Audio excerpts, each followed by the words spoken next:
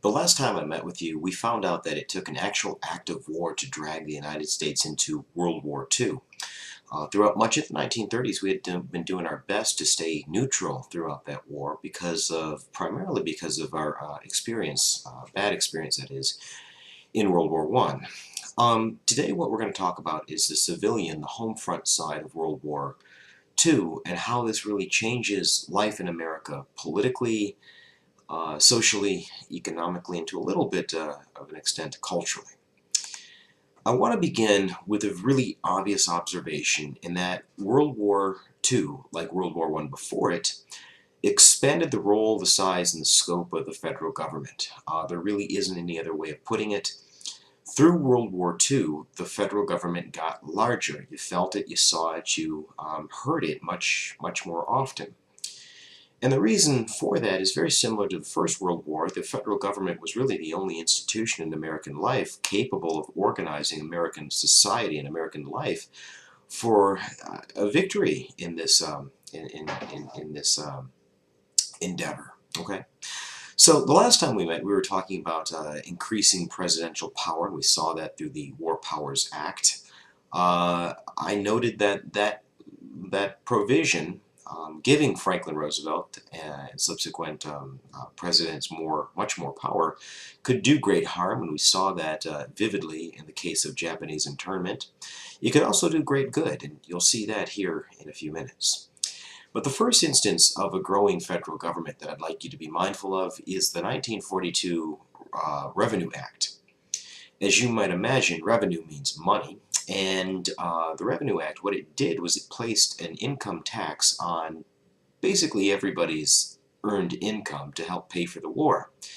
Now, this wasn't anything all that new. That had certainly been done in World War I, but for the most part, the people paying income taxes during that war were wealthier individuals and corporations. In 1942, everybody gets the benefit of paying into income taxes. So again, this is a clear-cut instance of the expanding role of the federal government. One thing that I also want to point out is that if this war was going to be successful, we were going to have to organize our economy in a way that produced guns, tanks, and planes, rather than Ford Model Ts, RCA radios, consumer items that had been produced for much of the 1930s. Now, the people that you would want running these Washington agencies designed to redesign the American economy, those would be the CEOs, the captains of industry. And so what these individuals did is they more or less volunteered their time. They were called $1-a-year men because that's what the federal government paid them, $1 a year. Now, don't feel too sorry for them. They still got their private salaries from corporations like General Electric and the like. But nonetheless, I think that you can say that there is this culture of shared sacrifice in the war years, and that's seen very vividly, that everybody's doing their part with the case of the $1-a-year men. Now, other instances in terms of the expanding role of the federal government. One of the other things that you need to fight a war would be warm bodies. You need men, you need troops. And in 1940, Congress passes something called the Selective Service Act. Now, if you're a guy, you'll know that on your 18th birthday, you need to register for the Selective Service Act to comply with it. And what that basically means is you're registering for the draft. If there's ever a period where the United States is going to war and doesn't have enough people to fight that war, what this law does is it says that individuals can be conscripted, can be forced into military service, even if they don't want to. Okay? Now, over the course of the war, we had more than 31 million men that were drafted, but World War I was seen as a very necessary war, so there's a lot of voluntarism associated with this as well. As a matter of fact, one of the problems that the military says it has is screening, quote, unquote, their terminology, not mine, undesirables from the military. Now, by quote-unquote undesirables, what the military meant was homosexuals. we are talking about a time period where it was illegal to serve, whether you were gay and in the closet or whether you were gay and open about it. It was illegal to serve if you were homosexual in the U.S. military. Now, I don't know about you, but I consider serving your country to be a right, not a privilege, regardless of your sexual orientation. But nonetheless, homosexuals were drawn to the military simply because it had a much more active gay lifestyle than Duluth, Minnesota, for example. But this becomes an issue in World War II, and you're going to see it become an issue increasingly as the 20th century unfolds. African Americans. Now, if you're African American, you might have a little bit of a problem serving a country that doesn't really stand up for your rights here at home. We're being told that this war is for freedom, democracy, make the world safe for democracy, and here we are, treating African Americans, men and women, as second-class citizens. Still, the Pittsburgh Courier, which was an African American newspaper, and the NAACP teamed up to sponsor a campaign known as the Double V campaign, V for victory. It was two victories. One was victory over Hitler and fascism abroad, overseas. The other victory would be a victory over Jim Crow at home. So victory over fascism abroad, victory over racism right here at home. And the thought was, at least in the African American community, demonstrate your patriotism, serve the government in this great cause, and things will be different when the war ends and the people come back home. In other words, there is a very specific reason, there are very understandable reasons as to why the civil rights movement of the mid-20th century is emerging at the time that it does, in the early 1950s. It's because African Americans had the experience of fighting and serving in the war, and they thought, look, if I'm good enough to serve in the war, I'm certainly good enough for first-class citizenship rights. You see a similar sentiment emerging in the Mexican American community because the United Latin American Citizens, or excuse me, the League of United Latin American Citizens, LULAC is what I'm trying to spit out here. But anyway, LULAC was very encouraging of its constituents to serve in the war effort, both serve in defense industries, but also to enlist in the military. And hundreds of thousands of men of Latin American descent take them up on that notion. But still, there is a perception amongst these two communities that when the war ends, things will be different. No more of this racism, discrimination, and being treated as a second-class citizen. Now, although they never get the kind of press and publicity that they rightfully deserve, women are very active in serving in the role. And I don't just mean in the factories, although they're there. I'm talking about the Women's Army Corps, the women's accepted for volunteer emergency service in the Navy, the WAVES, if you sound out that acronym. The Women's Air Force Service Pilots, the WASPs, that actually flew missions, none of which were combat-oriented, but they are all performing essential services to the U.S. Armed Forces in the war years. As I've mentioned before, there is a general culture of sacrifice. Everybody's doing their bit. And it doesn't matter if you're rich or poor, black or white, if you live in the countryside or if you live in the city. There is a perception that there's something bigger going on here, and so therefore everybody needs to make that sacrifice for the greater good. This is part of the reason why this generation of Americans is referred to as the greatest generation. Now, getting back to our conversation as it relates to a wartime economy, I make the case that the United States was instrumental and helped to win World War II, primarily because we could build tanks, planes, aircraft carriers quicker than the Japanese or the Germans could blow them up.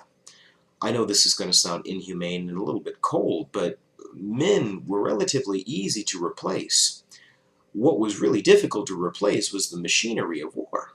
And so therefore, Detroit is going to represent a really important location within that wartime effort.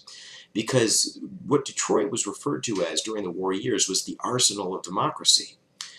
At its height, at Henry Ford's Willow Bend in Ypsilanti, right outside of Detroit, Michigan.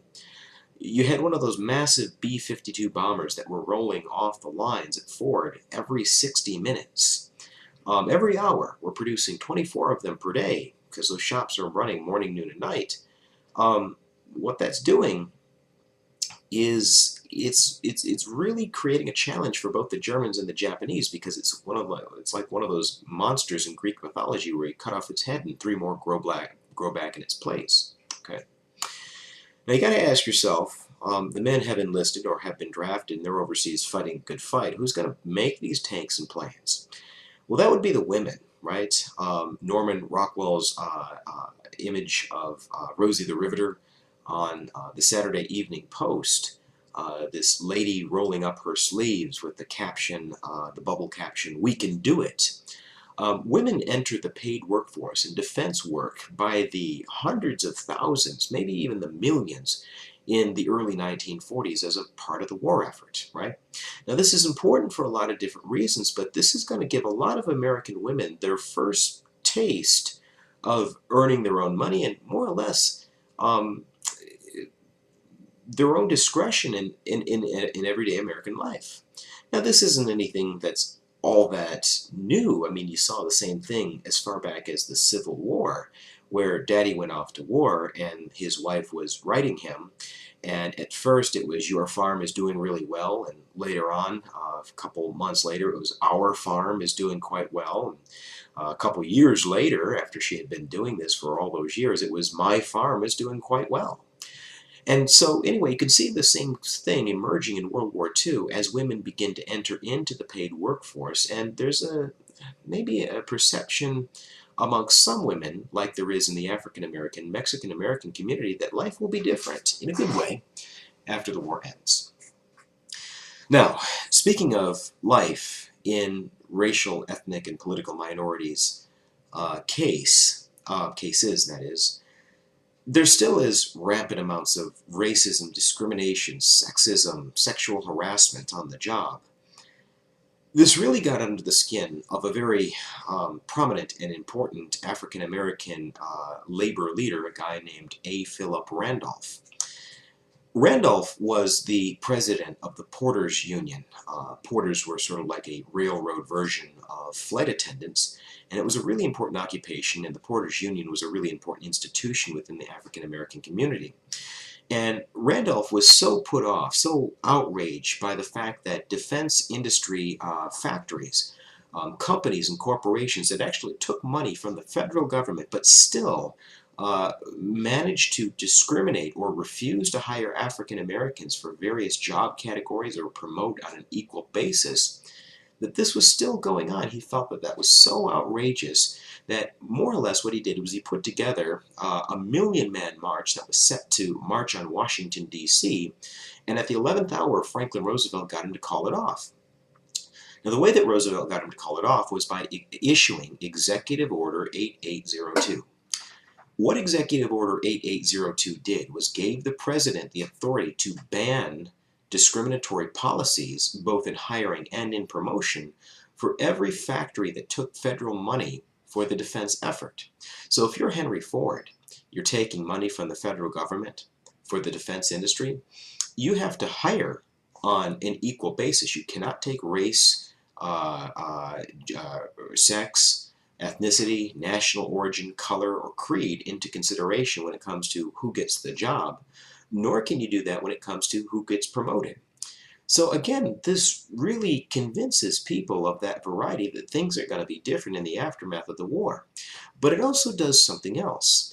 It demonstrates that this added executive power through the War Powers Act can do great good. I mean, Executive Order 8802 might not seem like a great big deal to you, but in 1941, this is a really significant breakthrough, considering people more or less just picked and chose who they wanted to hire, who they didn't want to hire, and much of the time it was based on race.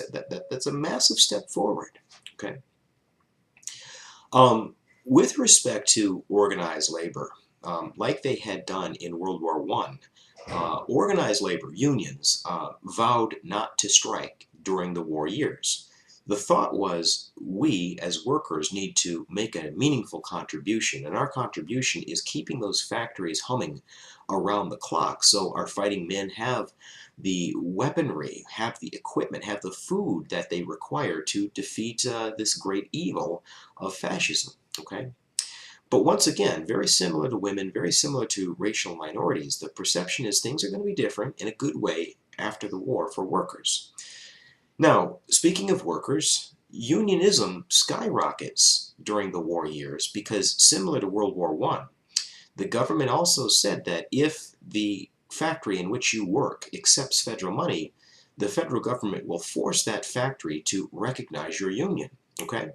Now think about who's working at these companies at the time. All the guys, white males, many of them anyway, have gone overseas and are fighting the fight. What you're talking about are generally people that are of a diverse background. You see African Americans joining the union. You see Mexican Americans. You see women that are voting, that are going into the union. And if you want them, if you're the UAW, for instance, and you want them to give up a little bit of their hard-earned money in dues, you need to give them something in return. And that something in return are very progressive, racially progressive contracts that emphasize equal pay for equal work. In a much more general way, organizations like the United Automobile Workers, the Teamsters, the United Mine Workers, they become outlets for civil rights in the sense that they're not just demanding equality inside the factory. And a lot of times, in a lot of cases, they're demanding equality in the neighborhoods as well. So an end to housing discrimination, an end to discrimination with respect to recreational use. Okay? But nonetheless, unionism skyrockets in the aftermath of World War II, and at the end of the war, there are more than 1 million dues-paying, card-carrying union members. Okay. Now, back to this whole issue of the growth of the federal government, the expansion of the federal government. One of the things that we had to make sure that we did as a society is preserve or conserve our resources. And so, we had to make sure that our fighting men had enough food, for instance, to keep the fight going, but our civilian population didn't starve at the same time. And so one of the things that the government did was it rationed the kind of foods and products that you could buy at the grocery store. These rations, think of them more or less as coupons, and you would get a certain amount of them every month. And if you use them, your butter, for example, if you used them all up, then, well, you better have some to trade with your neighbors, something that they want, cheese, for instance. Otherwise, you're either going to be reduced to the black market, or you're going to have to go without butter for a couple of weeks until you get your new rations in the mail. To combat the issue of scarcity as it relates to food, one of the things that the government encouraged people to do is grow a victory garden.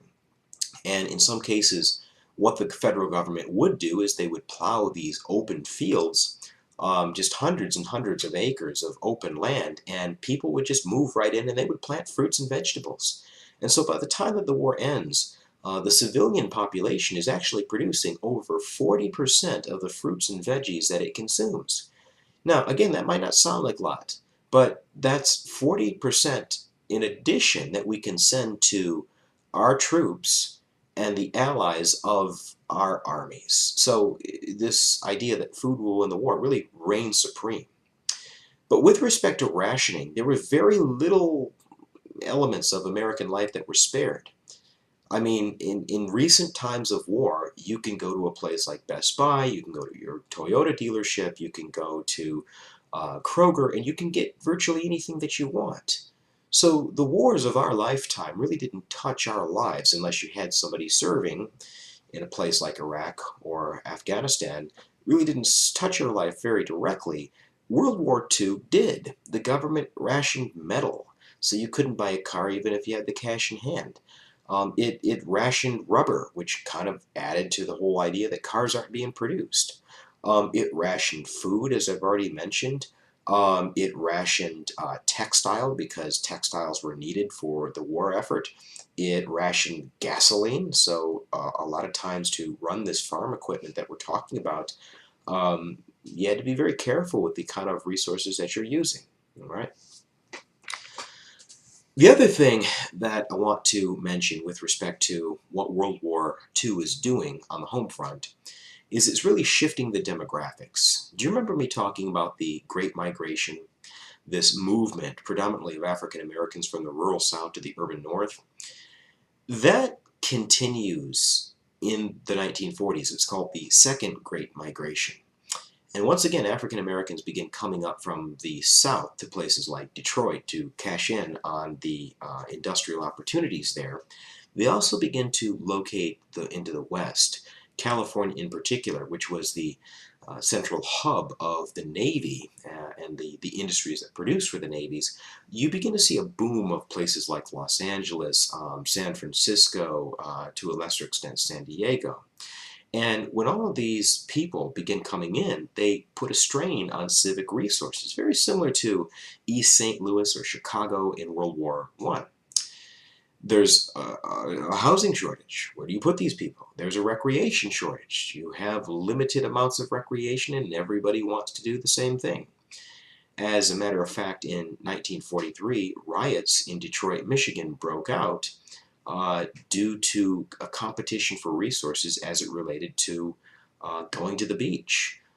Belle Island, which was in the middle of the Detroit River, was a really popular destination point for both white workers and black workers, and it was a competition for space. It was segregated, and ultimately this was a really important factor in the Detroit race riot of 1943. Where white mobs would just find African Americans indiscriminately and beat them up. You also have the 1943 Zoot Suit riots. Now, in addition to African Americans, you also see a lot of Mexican Americans flocking to the cities to take advantage of these industrial opportunities. And in the case of the Zoot Suit riots, the Zoot Suit had become a very popular outfit for both African Americans, but especially Mexican Americans.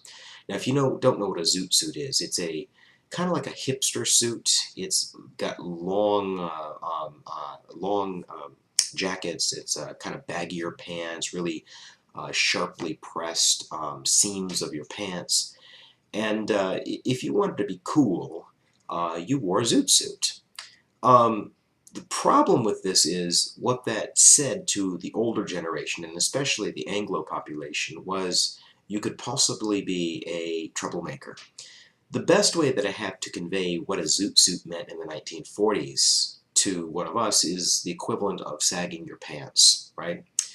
If you sag your pants, in some cases that says something or it implies something, at least to specific groups of Americans. And so the same way that people that sag their pants in this day and age are kind of seen by some, not all, but some, as troublemakers, that's what the zoot suiters anyway, were seen as in the 1940s.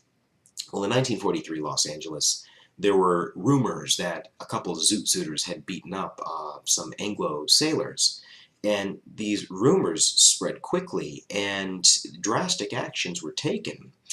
And in Los Angeles in 1943, Mexican-American zoot suiters were beaten up indiscriminately, and many of them had their suits ripped off of their bodies. And so therefore, we can see that this demographic shift is putting strains on American social relations. But the one thing I'd like to leave you with it, when it comes to this particular issue, neither African Americans nor Mexican Americans took this kind of treatment lying down. There were instances of both groups fighting back because there is this newfound racial assertiveness in both communities with respect to, if I'm good enough to serve the war effort or enlist directly, I'm certainly good enough to be treated with first-class citizenship respect. Okay. The last thing that I'd like to the last thing that I'd like to discuss with you before we move on to the next lecture would be Franklin Roosevelt's preparation for a peacetime economy. Okay. Now, we know that for all intents and purposes, the New Deal was over by 1939. It had run out of gas. Roosevelt, in a lot of ways, is using the emergency of the war to kind of expand the ideals and the scope of the New Deal and really emphasize the issue of social justice. To that end, what Roosevelt really wanted to do was really buttress this notion of New Deal financial security. And so to that end, what he had proposed in 1943 was a second Bill of Rights. Now you think about the first Bill of Rights. What the first 10 amendments of the U.S. Constitution do is guarantee American civil rights and civil liberties. The right of free speech, the right of free press, the right to bear arms, the right to a trial, all of those things are encompassed in the Bill of Rights. The second Bill of Rights, as you will see, emphasizes socio-economic justice. Now, I've uploaded a link, it's just to YouTube, that you can view Franklin Roosevelt and listen to him giving his second Bill of Rights speech, kind of an appeal to the American people. Now, I'm not going to give away the rights or what he wants to become American rights in this speech. What I will say is that this leads to the GI Bill of Rights. The second Bill of Rights wanted to make it your right to have a job, wanted to make it have your right to have adequate housing, medical care, education. Roosevelt himself knew that this was too radical for Congress to accept, even in the liberal 1940s, okay? And so when the second Bill of Rights went down in defeat, Roosevelt established the GI Bill of Rights, the Servicemen's Readjustment Act, as it was also known. And what it said was, if you served the U.S. military, and it didn't matter if it were a time of war or a time of peace, if you served, didn't matter what branch or what capacity, you would have the right to an education. Even if you couldn't afford it, the government would pay for your education. Books, room and board, all down the line. If you didn't want to go to college or trade school, it would help you open up a farm or a business. It would give you cheap loans to start those businesses. If you didn't want to do that, or in addition to doing that, it would help you buy a loan. This is the time period where the Veterans Administration begins revolutionizing American mortgages, and not only backs up the loans of servicemen, guaranteeing the bank that they would be paid even if the GI defaulted on those loans. It also spread out the course of a loan's life to 30 years. This is where you get the 30-year fixed loan. And so when you spread out the life of a loan, you reduce the monthly payments, and now what that means is more and more Americans can afford to become homeowners. As long as you're currently serving in the military, you have access to veterans health care. Now, the GI Bill of Rights is going to be sort of that security blanket that Roosevelt was trying to give us with the second Bill of Rights. Second Bill of Rights is too radical. It's not accepted by Congress, but it would have been really a stretch for a congressman, Democratic, Republican, conservative, liberal, anybody in between, to really say, oh no, this is not the way to go. And as you will see, the GI Bill of Rights not only provides security for the American people from an economic standpoint, it's going to serve as a stimulant to the American economy for the next several decades, at least 3 decades. This is basically going to fuel the American economy. Now, in our next session, what we're going to be talking about is the war itself. And so we're going to transition away from this social life and the home front and talk about how World War II plays itself out on the international scene.